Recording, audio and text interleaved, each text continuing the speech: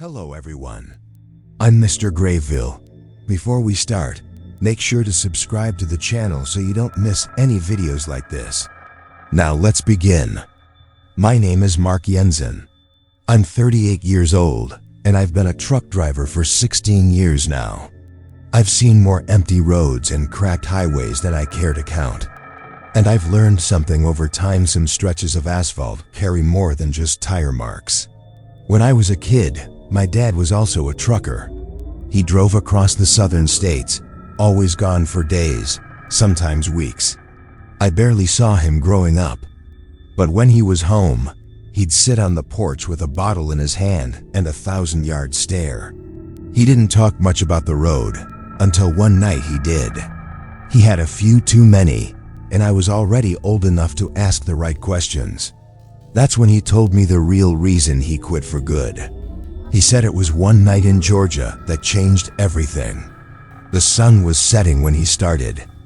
I remember the way his voice lowered, like he didn't want the night itself to hear what he was about to say.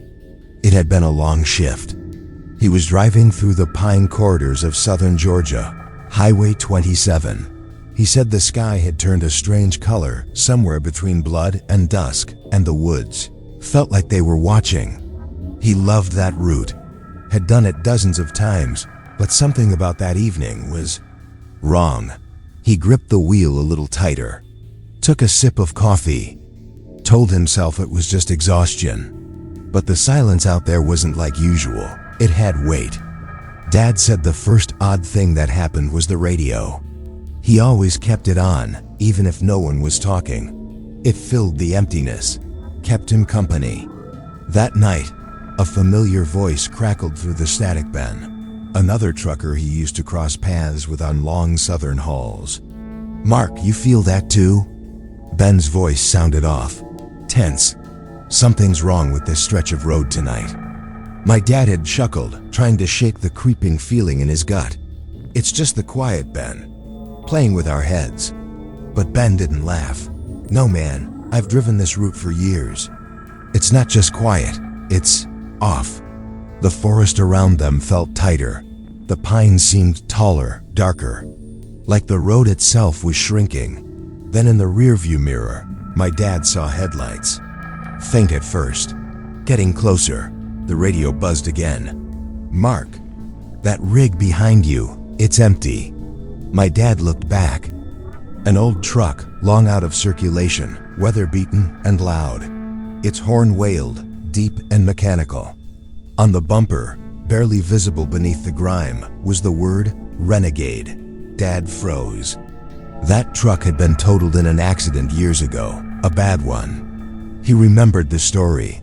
Everyone on that route did. The driver didn't survive. But here it was, roaring down Highway 27 like it had never stopped. The rig passed him, slowly, in the driver's seat, just a shape. No features, just a dark form where a person should have been. Then it was gone, swallowed by the shadows ahead. The radio was dead silent now. Ben wasn't saying a word. The fog began to thin just before dawn. My dad said it felt like the world exhaled, like whatever had been watching him finally looked away. The road reappeared under his tires. The trees regained their shape.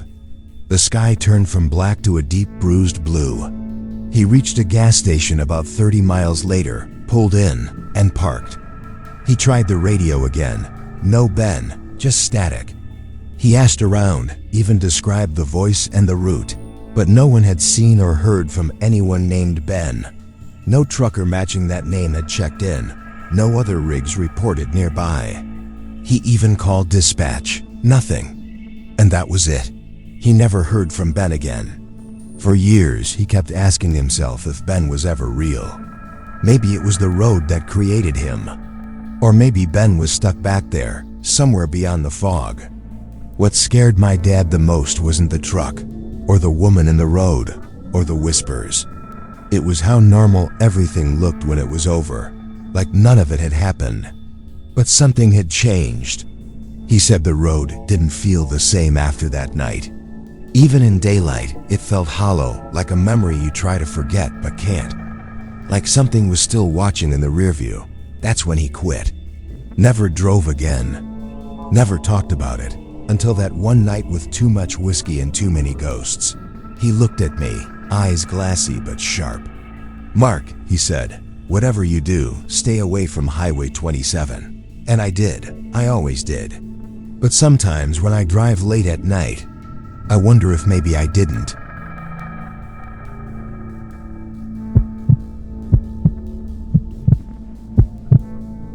I've been a long-haul trucker for over 20 years.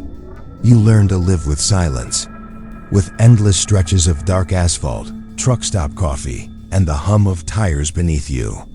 It's not a job for everyone, but I like it. The solitude, the late-night landscapes, the fact that no one's breathing down your neck. Some people call it lonely. I call it peaceful. That night, I was driving through Nevada, miles of nothing on either side. I'd been on the road for 11 hours and needed to stop. Not just for sleep, but because something about the night felt heavy, thick air, like the world was holding its breath. I pulled into a small gravel lot across from an old diner with a flickering sign that read Judy's, the kind of place time forgot. One truck was parked near the side, lights off. The rest of the lot was empty. Inside, the diner smelled of burnt grease and cheap coffee. Faded booths lined the walls. An old man sat slumped at the counter, cradling a cup like it was keeping him alive. A young couple laughed quietly in a booth near the window. I took a seat at the counter, set my hat down, and nodded at the waitress. She looked like she'd been working there since the place opened. Red permed hair, Coke bottle glasses, and a permanent scowl carved into her face. "What'll it be?" she asked, eyes barely meeting mine. "Club sandwich and water, please." She scribbled something and walked off. I glanced at the TV perched above the counter, its antenna trembling with static. Late night news. Something about an escaped prisoner. I didn't catch the details. I should have left right then. I sat there quietly, watching the television flicker. The diner's lighting buzzed overhead, casting a pale yellow tone across the chipped countertop. I wasn't really paying attention to the news anymore, just letting the noise fill the space. The waitress brought my sandwich and a glass of water, setting them down with a grunt. I thanked her, but she had already turned back toward the kitchen, wiping her hands on that stained apron. I was halfway through the sandwich when the door chimed again. A small bell above it jingled as two men walked in. Both were dressed in black suits identical from their slick haircuts to the polished shoes. They looked out of place, like someone had dropped two government agents into a diner that hadn't seen a health inspection since the 1980s. They didn't hesitate. Their eyes scanned the room once and then locked onto the man sitting alone in the corner, the one I had almost forgotten about. The man in the hoodie hadn't moved. He still sat with his head slightly bowed, hands folded neatly on the table like he was in prayer, or maybe asleep with his eyes open. His hair spilled forward from under the hood, hiding most of his face. I only saw his chin, pale and motionless. The two men in suits sat across from him without a word. One of them raised a finger, slowly pointing upward, maybe at the light fixture above, maybe at the ceiling. I couldn't tell. The hooded man didn't respond. He didn't move, didn't flinch, didn't even breathe, as far as I could tell. I glanced at the couple in the booth. They were still talking, oblivious. The old man at the counter hadn't noticed a thing. That was the first time I remember feeling something shift. Not a noise, not a movement, just a sense. Like the room had inhaled and forgotten to exhale. I tightened my grip on my water glass, suddenly aware of how quiet everything had become. I kept my eyes on the three men across the diner. No one was talking. The waitress hadn't returned. Even the couple's laughter had stopped, like the air itself had pressed pause. Then the lights flickered. A low buzzing hum rolled through the ceiling like something was alive in the wires. I looked up, instinctively. A second later, the entire diner went dark. At first, I thought it was just a blackout, an old building losing power. But then I heard the crash. The swinging door burst open, and the waitress stumbled out, screaming. Her glasses were askew, her hands flailing wildly. She wasn't just panicked, she was blind. I can't see, I can't see," she shrieked, blood running down her face from beneath those thick lenses, soaking her apron like a burst pipe. For a moment, I froze. I didn't know if I should run or help. Her voice cracked through the blackness like a knife. Then another scream closer. I turned toward the booth. The young man was on the floor, holding his girlfriend. She was convulsing, foam spilling from her mouth. "Call 911. He shouted, his voice raw and trembling. That jolted me. I stumbled backward from the counter and rushed toward the door, my hand fumbling for the handle in the dark. Behind me, I heard the clatter of chairs and panicked cries. But what I saw before leaving stopped me cold. The hooded man was standing now. His hood was down. The two suited men were slumped on the floor beside him, unmoving. I couldn't see his full face, just enough to feel that something was off. Not monstrous, not inhuman, just wrong. I forced myself through the door and bolted for my truck. My hands shook as I yanked it open, scattering wrappers and papers while searching for my phone. My fingers closed around it. I hit 911. The phone rang in my ear, but I couldn't focus on the voice. Smoke. I looked back across the road. The diner was on fire. Flames licked through the windows, rising fast, too fast for something that had just been calm and quiet. Smoke poured out of the roof like it had been waiting. The sky above was turning orange, the stars disappearing behind a black veil. 911, what's your emergency? The dispatcher repeated, but I couldn't speak. Because there was a man walking out of the flames, not running, not stumbling, walking. His silhouette moved slowly through the smoke, backlit by the fire. The same man who had been sitting in that corner. The one with the hood, the one whose face I couldn't quite see before. Now I could. And something in my body just recoiled. His skin looked stretched, like it didn't quite fit his skull. Pale as ash, the eyes too wide, unmoving, no eyebrows, no expression. Just a fixed stare, like a mask glued in place. And that smile. The lips peeled back, exposing crooked teeth that looked more like tools than anything human. I dropped the phone, climbed into the driver's seat, and locked the door with shaking hands. The engine roared to life. I didn't look back. I drove, but a mile down the road, I glanced in the mirror. And he was there, standing in the center of the street, staring at my truck like he had all the time in the world. I kept driving. Faster. I never saw him again. But sometimes when I park for the night and look in my side mirror, I think I see him. Still watching.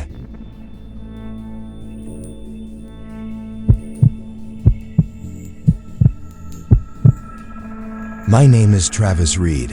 I'm 41 years old and I've been driving long-haul trucks for over 2 decades now.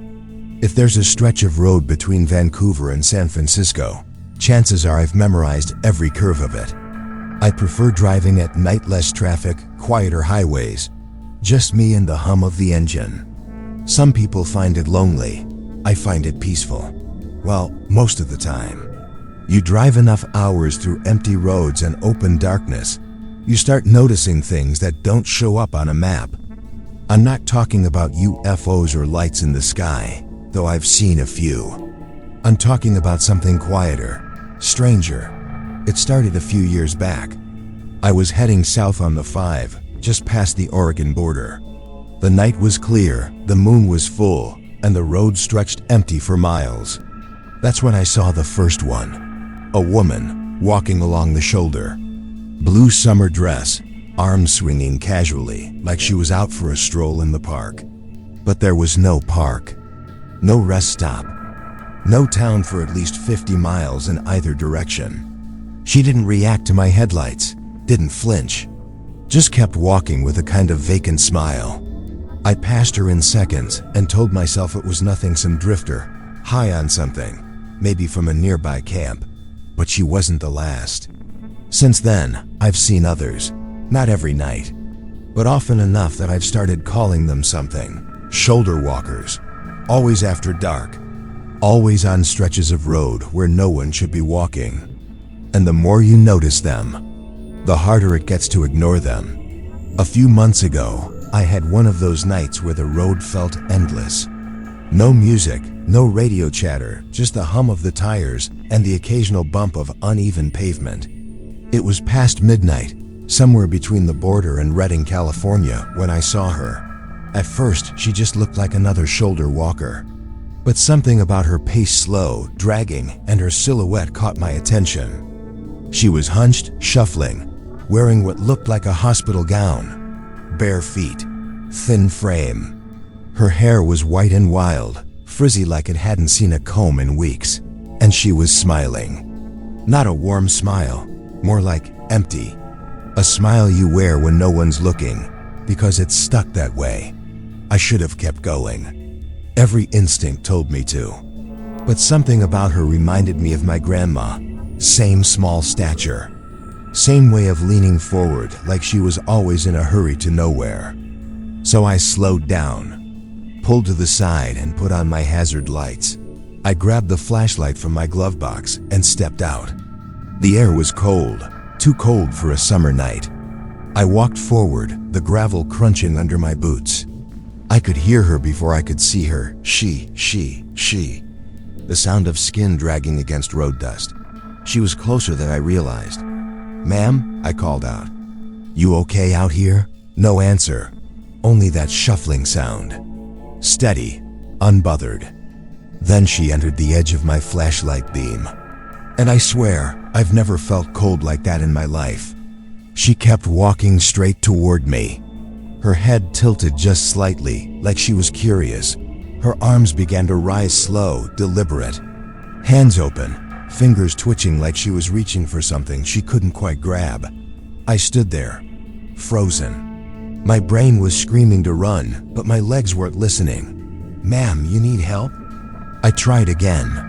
My voice came out thinner than I expected. She didn't stop. 10 feet away. 5. Her hand stretched toward my chest, and for a moment I thought she was going to touch me. But then, she paused. Her eyes locked on mine. Sunken, dark, not blinking. Her smile faded into a strange, tight line like she was about to speak. I held my breath. Nothing. No sound. No movement. Just that horrible stillness. Then, as if something changed her mind, she turned slightly and started walking again right past me, still on the shoulder. Her gaze never left mine, even as her head slowly rotated to keep eye contact. I felt cold sweat run down my back. I didn't move until I couldn't hear her footsteps anymore. That sound-soft shuffling on the gravel faded into the distance like a song you can't quite forget. I turned around, flashlight trembling in my hand. She was gone. I scanned the road, but there was only darkness. When I finally climbed back into the cab, I slammed the door and locked it. Sat there shaking, my palms wet on the steering wheel. And just when I thought it was over, I saw her again. In the rearview mirror, far behind me, barely lit by my taillights, still walking. Still looking at me, I drove. Didn't care about the speed limit. Didn't care about rest stops or way stations. Just kept going until the dark started to lift and the sky hinted at morning. But even then, I kept checking the mirrors. Nothing there. But it didn't help, because something had changed. Before that night, the shoulder walkers never paid attention to me. They just walked, silent, blind to the world around them. But since then, they look at me every time. It's not every drive that I see one, but when I do, they always turn their head. Just a little, just enough, and they watch. I told one other driver I trust. He said I was lucky to have walked away. Said no one else he knew had ever tried to speak to one. I asked him what he thought they were. He just shook his head. I don't think we're supposed to know. I've had time to think about it since. Maybe I interrupted something that night. Maybe they weren't meant to be seen up close. Or maybe, just maybe, they were waiting for someone to acknowledge them. And I did. If you've ever driven long distance, you know that there's a kind of silence you can only find in the middle of nowhere. It's deep, ancient, feels like it's watching you from the dark. That's where they live. If you ever see someone walking alone on the shoulder, don't stop. Don't slow down. Don't even look too long. Just keep driving, because now they know who I am. And I have a feeling they don't forget.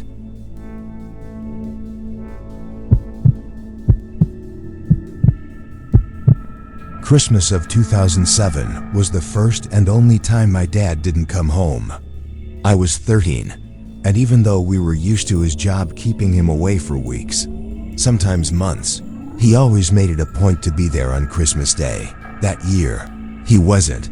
He was a long-haul trucker, the kind who lived by the road. We were used to calls from far-off places, hearing about snowstorms in Wyoming or flat tires in North Dakota. It became part of our normal.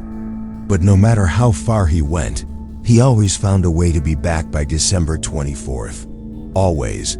That year, he said he had one last haul to make before the holidays. Minneapolis to Billings, Montana.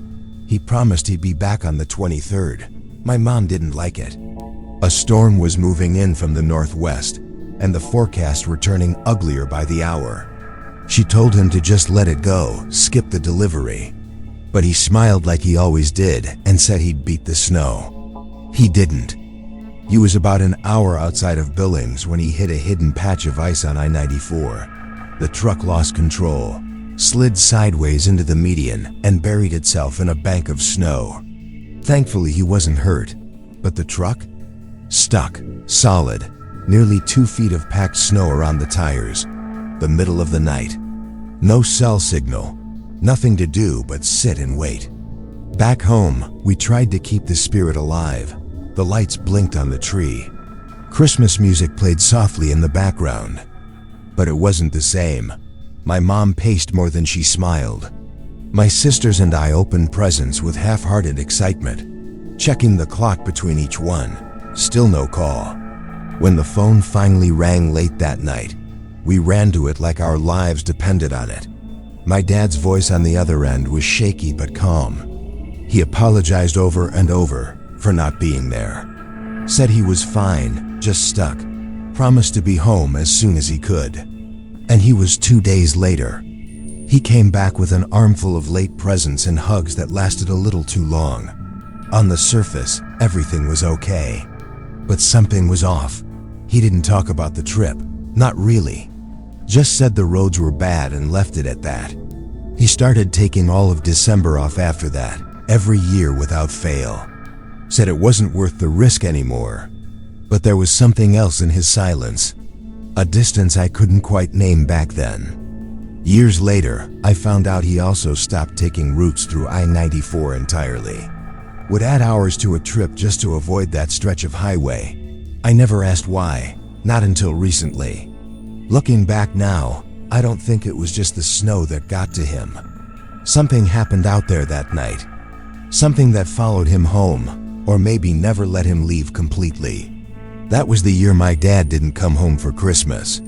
At least not all of him. He said the first few hours weren't so bad. After the truck slid into the median, he did everything he could to dig it out, throwing chains on the tires, rocking it back and forth, cursing the ice beneath him. But it was no use. The snow was packed in deep, and more kept falling. Eventually, he gave up. It was close to midnight. The road was dead quiet.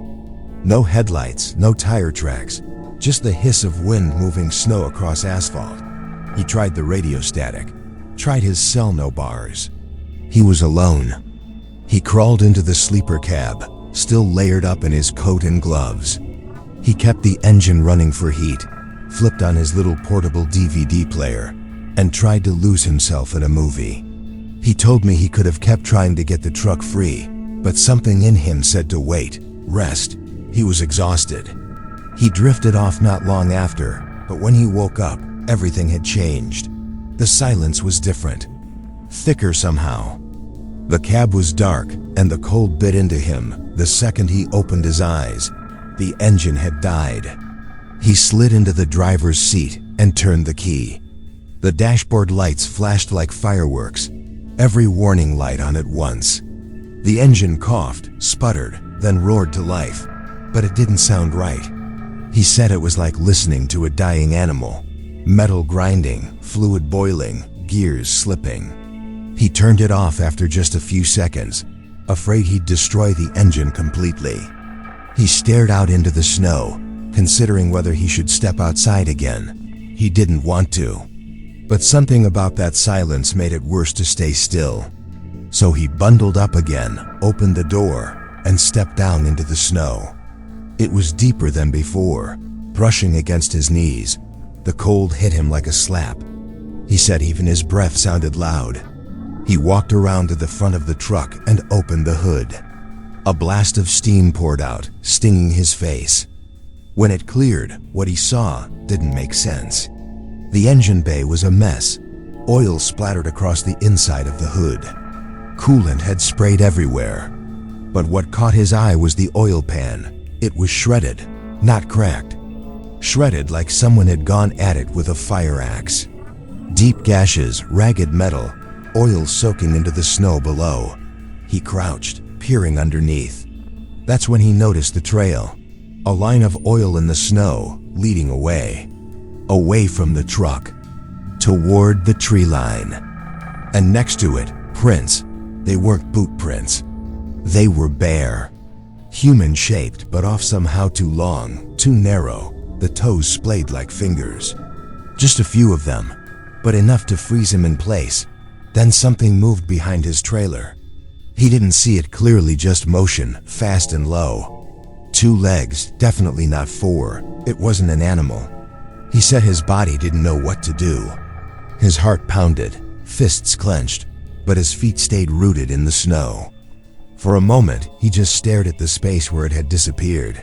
Then, finally, he turned and ran. He clambered back into the cab, slammed the door shut, and locked it. He grabbed the pistol he kept under his seat and backed into the sleeper area, knees pressed to his chest, breath shaking. He watched the mirrors, waiting to see something move again. But the glass only showed snow. The engine was dead. The radio too. His phone flickered uselessly between one bar and none. He was stuck completely. And out there, in the dark, something was moving. He stayed awake as long as he could, gripping the pistol so tightly his fingers ached. The cab was freezing, but sweat clung to his back. The mirrors showed nothing, no movement.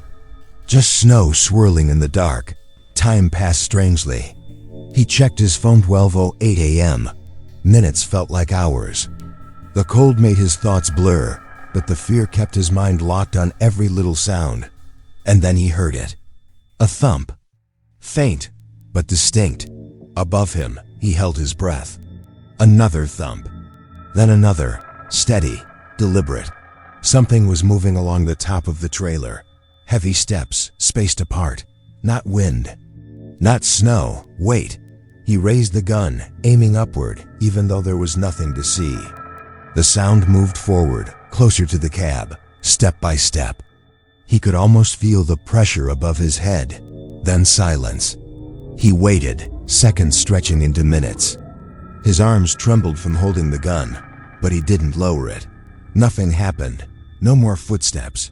No sound at all. He started to think he imagined it, but then he saw the face. In the side window, barely a foot from where he sat, something was staring in. He described it later, but he never could get it quite right.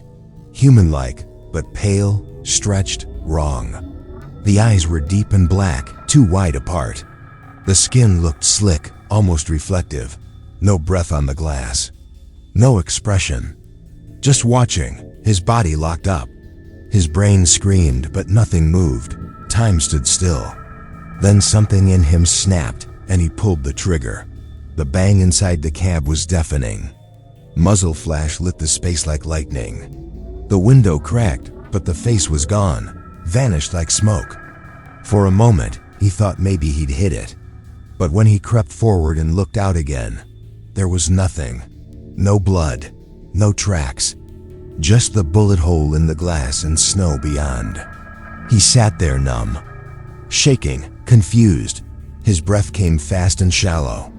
He checked his phone again at 12:13 a.m. He swore it had been at least an hour since he last checked, maybe longer. That's when things started to really unravel.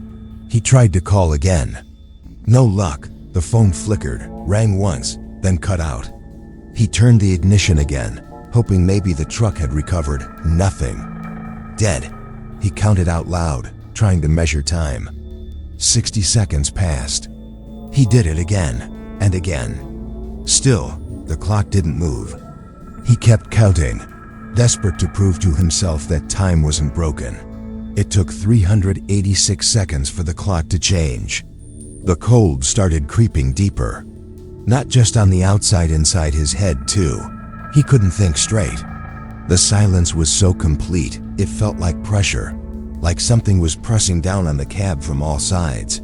He didn't remember falling asleep. He fought it, swore he wouldn't close his eyes. But it was like something pulled him under. The next thing he knew, he was walking outside in the snow. No coat, no flashlight. Just cold air and the crunch beneath his boots.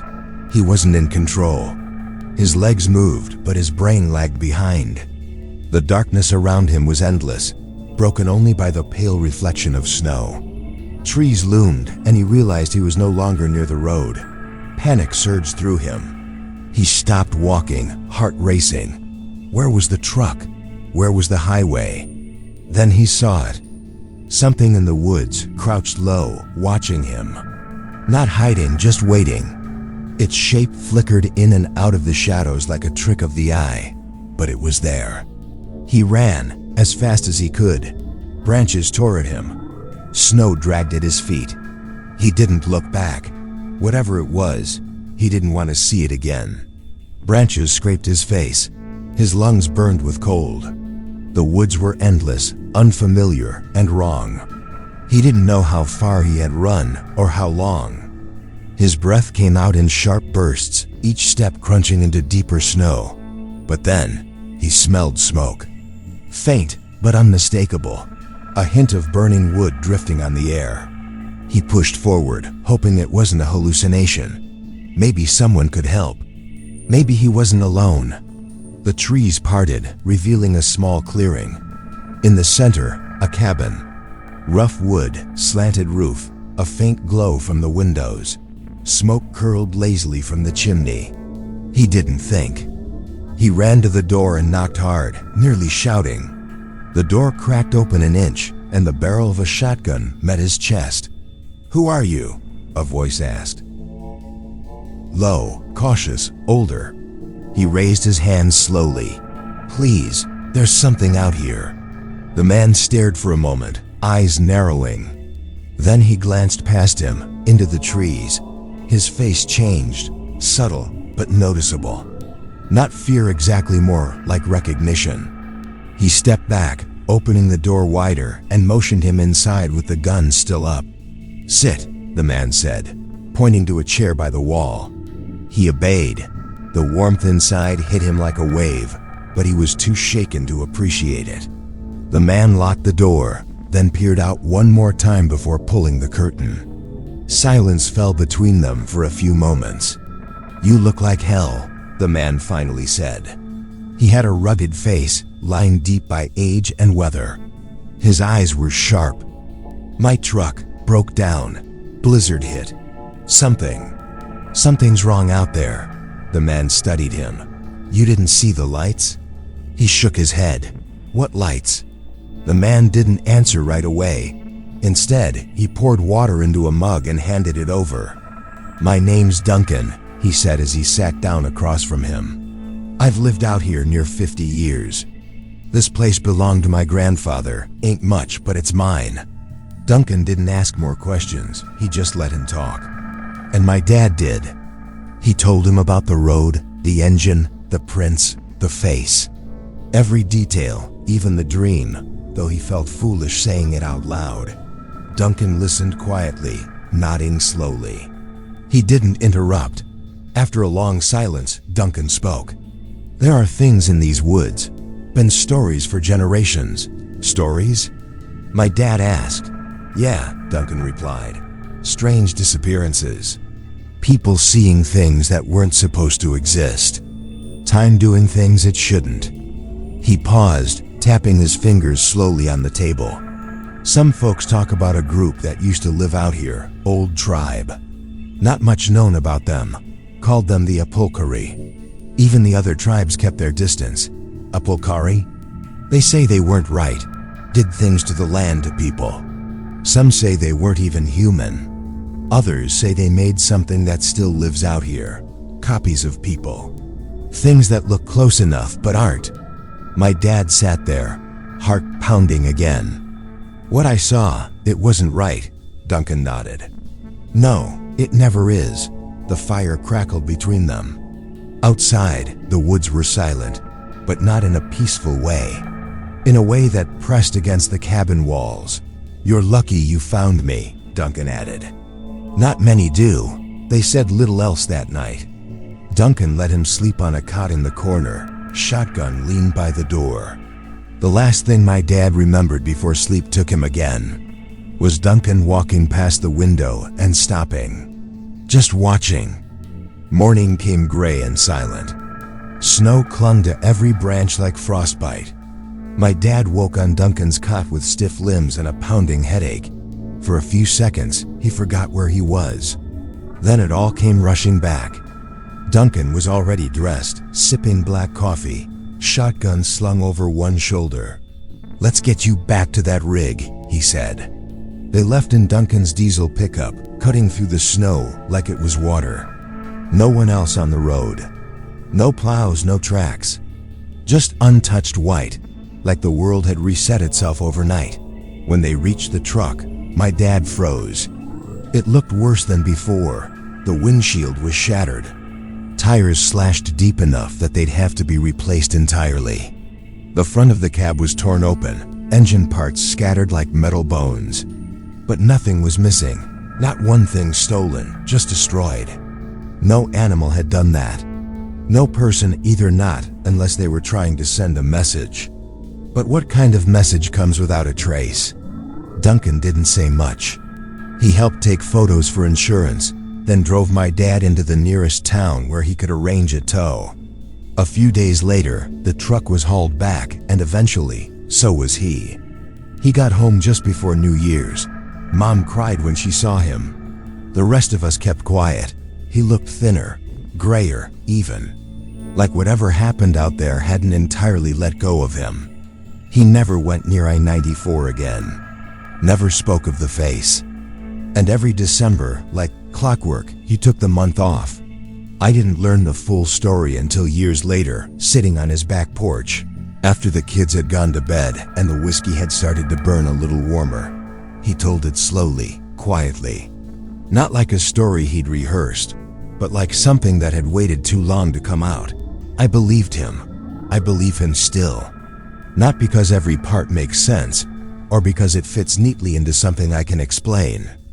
I believe him because of the way his voice changed when he said certain words.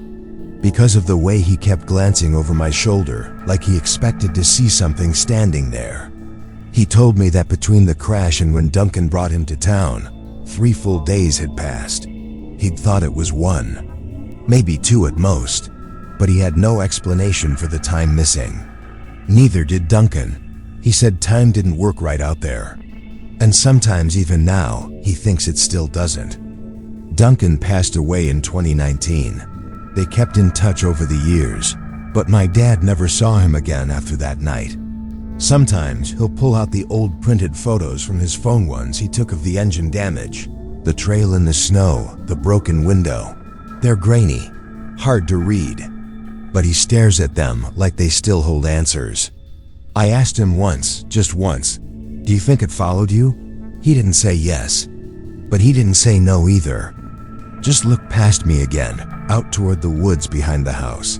And now, some nights, I think I see it too. A shape, pale and still, just beyond the tree line, watching.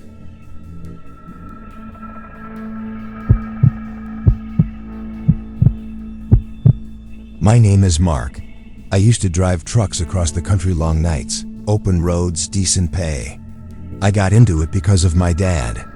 He drove rigs for 30 years and always said it was honest work.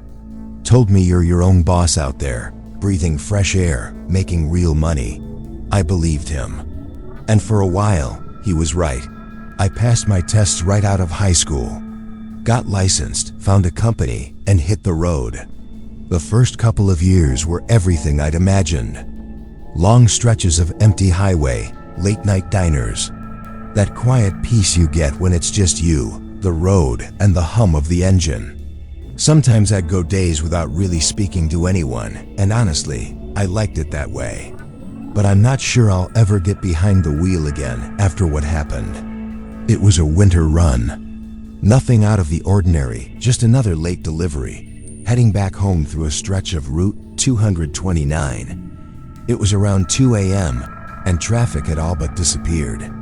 One or two cars now and then, but mostly just my headlights cutting through the darkness. I was exhausted.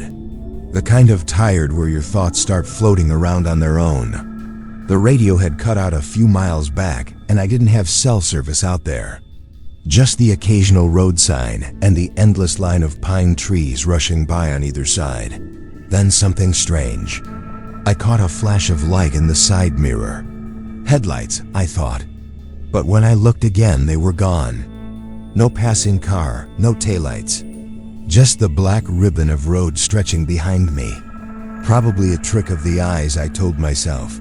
Sleep deprivation does weird things to the brain. I took a sip of lukewarm coffee, rolled down the window a little to get some cold air on my face, tried to shake it off.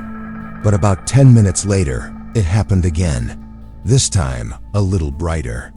Not a flash, but a slow approach of light then, total black. I checked every mirror, slowed down a little, even flicked on my hazards. Nothing. No engine noise behind me, no beams reflecting off the trees. Like something had been there, and then just wasn't. That's when I started to feel it, not fear exactly, but a kind of pressure in my chest. Like I wasn't alone out there, like something was watching me. I kept driving, telling myself it was nothing. Maybe just fatigue. Maybe a car that turned off an exit without me noticing. But it didn't feel right. I kept checking the mirrors every minute or so, expecting something to be there. The road was completely empty now.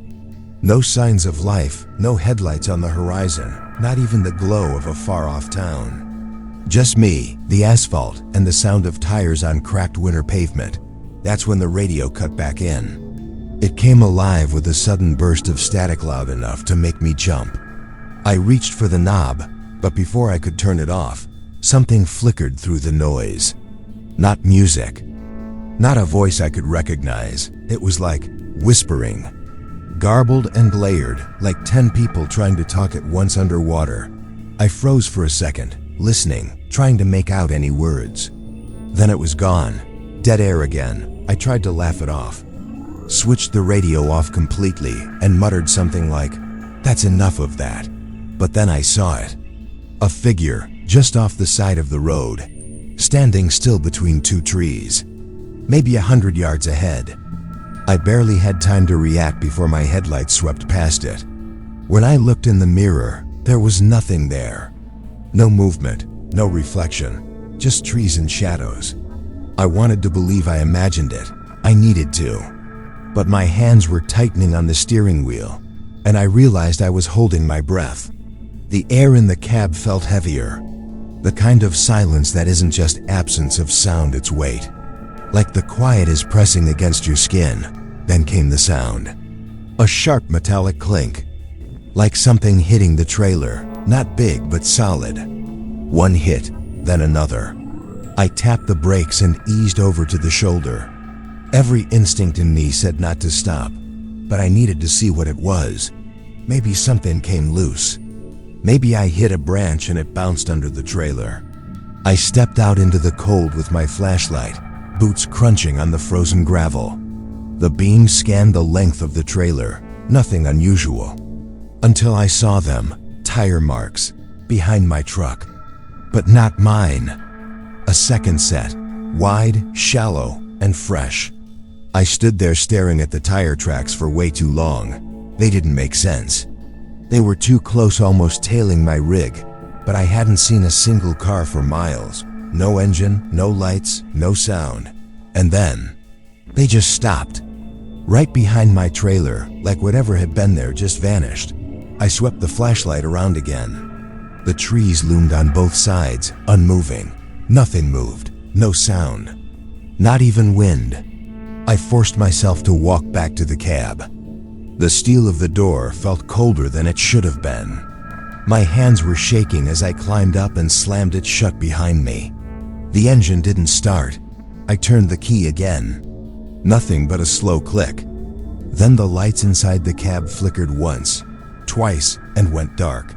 The radio, dead minutes ago, sputtered to life. No music, just the same garbled distortion as before.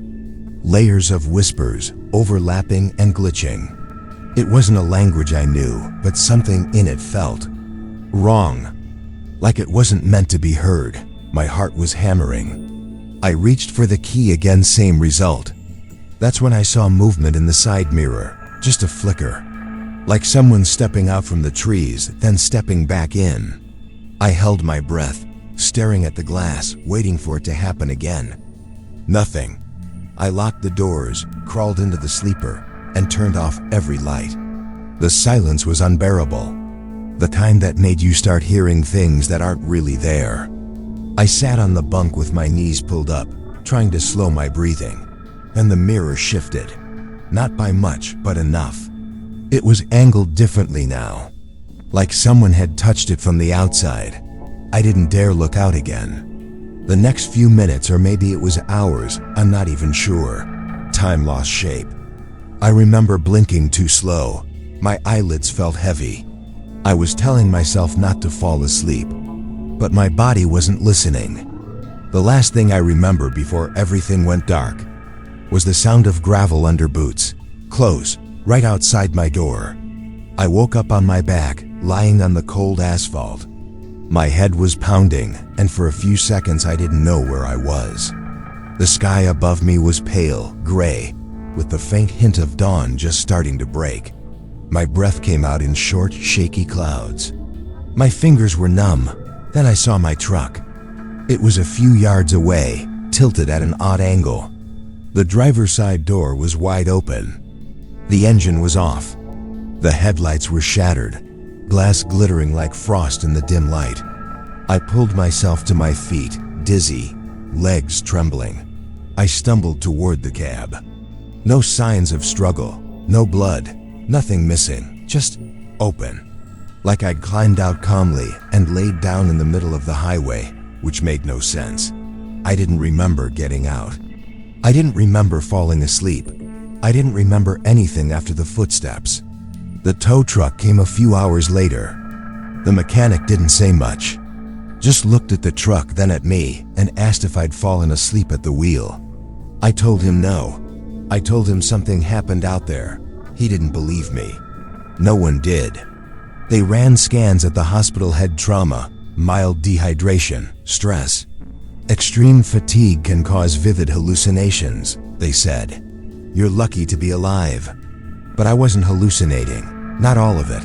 I know what I heard. I know what I saw. And I know what I felt, that presence in the dark, watching me, moving just beyond the edge of vision. I went home after that. Left the truck behind.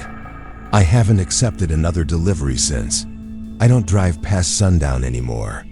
Sometimes I think about trying to explain it again, but what would I even say? That something followed me for miles without ever showing itself. That I heard voices in the static. That I saw a mirror move on its own. They'd say I was dreaming. That it was stress, isolation, maybe even a nervous breakdown. But I've been sleeping with the blinds closed ever since. And a week ago, I saw something that made my chest lock up. It was parked across the street from my apartment. A white rig. Same model as mine. Engine off. No driver inside. Just sitting there. As I stood at the window watching, its headlights turned on. And then off again. No one ever got out. If you've ever gone through something similar, or know someone who has, leave a comment below. Sometimes, just telling it is already a way to protect yourself. And if this video made you think twice before letting your guard down, then it was already worth it. And if you want to keep hearing stories that might help keep you alive, subscribe. The next story could be yours.